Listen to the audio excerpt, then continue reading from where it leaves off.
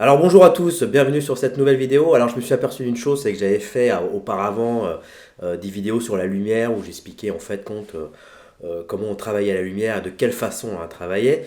Et en fait je me suis aperçu que dans les explications que je donnais, j'ai jamais donné trop d'informations et je suis jamais rentré dans les détails sur la notion de key light et de fill light. Et en fait c'est une notion qui est ultra importante, la notion de key light et de fill light.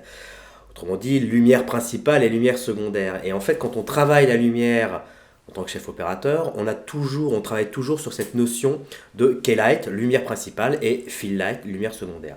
J'avais expliqué qu'il y avait une notion de contraste qui existait entre justement ces deux aspects, entre la key light et la fill light, à savoir que si la fill light, qui est la lumière rebondie secondaire, est inexistante, et ben on est sur des rapports de contraste très importants. Et bien au contraire, si la fill light est importante, mais attention, jamais au-dessus de la key light, parce que sinon ça ne veut plus rien dire, et ben ça veut dire qu'on a justement des rapports de contraste qui sont plutôt très légers.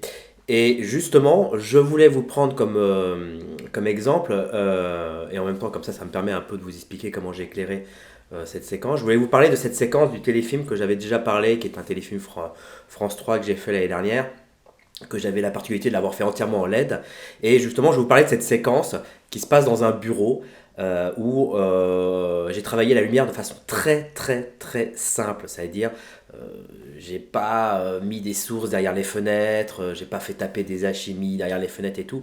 Voilà, j'ai travaillé de façon très simple, très efficace. Et en fait, je me suis servi, sachant que en plus c'est un plan qu'on a tourné en dernier dans la séquence, mais par appui, je me suis servi de ce plan large qui montre et qui définit en fait la key light de la pièce. C'est-à-dire que la lumière principale de la pièce vient forcément des fenêtres, sachant que on va s'imaginer que tout le plafonnier est éteint. Et donc, on va se servir donc cette lumière principale qui rentre par la fenêtre et qui arrive sur les personnages de façon latérale. Et comme j'avais envie d'avoir une notion de contraste sur les visages, c'est-à-dire d'avoir quelque chose, des visages à moitié éclairés, etc. Je me suis dit que l'emplacement naturel du bureau et des comédiens qui allaient être dans cette séquence fait que la lumière principale arrivait de façon latérale sur les personnages. Ça veut dire deux côtés en latéral.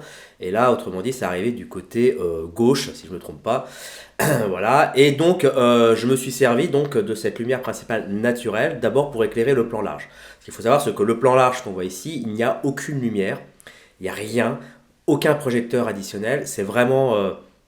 Il y a juste cette lampe de bureau un peu en tungstène qui donne ce rapport de contraste entre une ambiance froide et ce point chaud qui est là, qui permet un peu d'équilibrer le cadre. C'est un plan qui est tourné au 14 mm avec une Alexa Mini, qui était un objectif Summicron, et dessus c'est énormément diffusé. C'est-à-dire que j'ai un classique soft et en plus une trame qui est montée dessus. Et pour couronner un peu le tout, une machine à brouillard qui m'a permis de mettre un léger brouillard. Alors ça aussi, ça me fait penser qu'il faudrait un jour quand même que je fasse une vidéo sur la notion d'utilisation des machines à brouillard ou des machines à fumer. Promis, je le ferai. Donc là, il y a un léger voile de machine à brouillard qui n'est pas la même chose qu'une machine à fumer. Une machine à brouillard, c'est-à-dire que c'est quelque chose qui est très très dispersé de façon très homogène. Il n'y a pas de volupté ou d'effet de parties de fumée très dense. Non, ça remplit la pièce. C'est très voilà, il n'y a pas de zone où il y a moins de fumée ou moins de brouillard. Voilà, tout est homogène partout. Et surtout, c'est très léger. C'est pas la peine d'en mettre 3 tonnes. C'est juste pour faire en sorte qu'il y ait déjà un aspect de flair, ce qui permet donc de ne pas se retrouver avec des noirs collés et puis d'avoir une fenêtre très brillante. Voilà, donc ça permet un peu de remplir un peu l'espace des basses lumières et ça permet donc d'une certaine manière de remonter un peu le niveau et surtout de matérialiser la lumière qui rentre.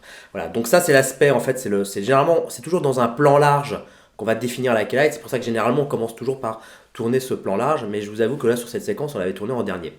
Et après tous les champs contre champs, on va essayer de garder, on essaye, c'est-à-dire que parfois ça ne marche pas et j'ai expliqué déjà sur des vidéos comment on pouvait modifier les raccords lumière.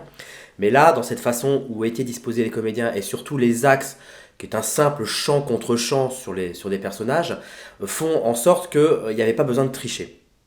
Et ensuite, pour garder à tout prix l'aspect de contraste, le mieux c'est toujours faire en sorte qu'on se trouve le plus désaxé par rapport à la direction de lumière. Ça veut dire que si la lumière vient du côté droit des personnages, comme ici dans cet exemple de séquence, eh ben on essaie toujours d'avoir un axe qui est plutôt côté gauche pour renforcer un peu le contraste. Après, comment j'ai éclairé sur les plans serrés? Là, j'ai juste additionné avec un projecteur qui est un Aladdin que je trouve formidable, qui est donc les projecteurs que souvent certains connaissent, qui est des projecteurs, les tout premiers projecteurs flexibles qui sont arrivés, si je ne me trompe pas, en 2015. Qui sont arrivés sur le marché en France en tout cas en 2015, qui sont ces fameux projecteurs très flexibles et qui ont la particularité d'être donc légers et qu'on peut accrocher très facilement à côté des fenêtres sans forcément faire des installations de barres dans tous les sens pour pouvoir les maintenir.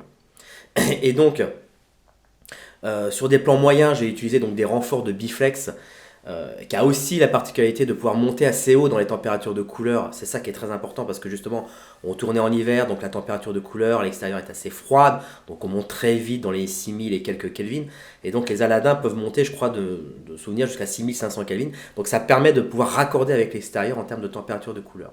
Et après, quand on travaille sur des plans plus serrés, on ne va pas hésiter à rajouter en plus un cadre 120, un 120 par 120, un cadre, pour pouvoir rediffuser la lumière pour qu'elle soit plus douce. Oui, parce que quand on fait du contraste, tant qu'à faire, on va essayer de faire une lumière plus douce. Ça permet un peu de... Enfin, c'est toujours très dur de faire du contraste avec une source ponctuelle, quoi.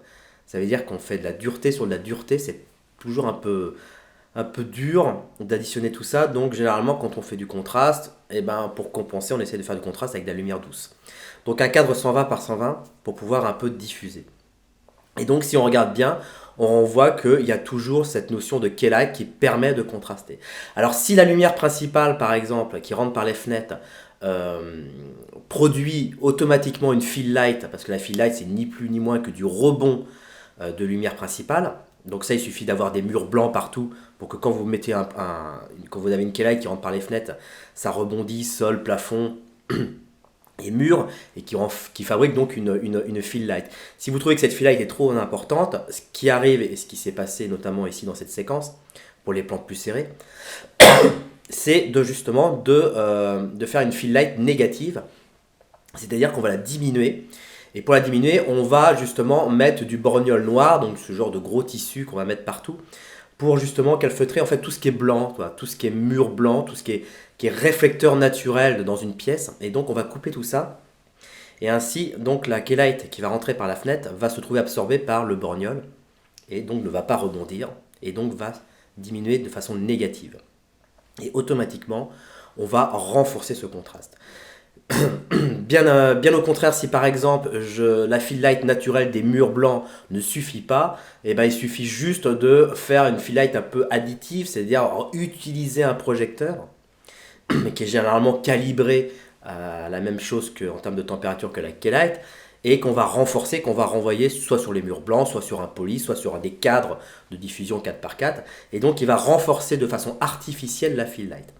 Et le piège, c'est qu'il faut à tout prix que la fill light soit toujours inférieure à la key light, et voire même ne jamais égale à la key light, parce que très vite vous arrivez à une absence de contraste qui est totalement, on va dire, pas naturelle du tout, quoi.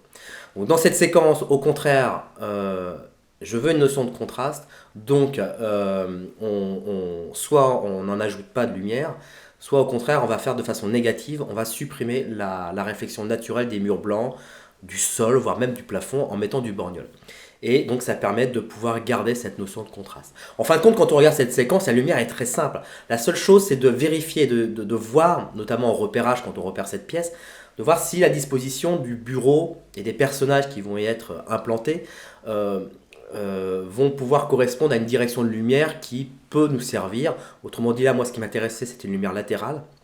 Et là, ça remplit tout à fait le job, vu la disposition des personnages. Donc l'idée de cette séquence était de travailler de façon très très proche du naturel, très simple, avec peu de projecteurs, juste des Aladdins, des 30 par 120, qui sont des projecteurs de 200 watts, en bicolore donc, et là calibrés en lumière du jour.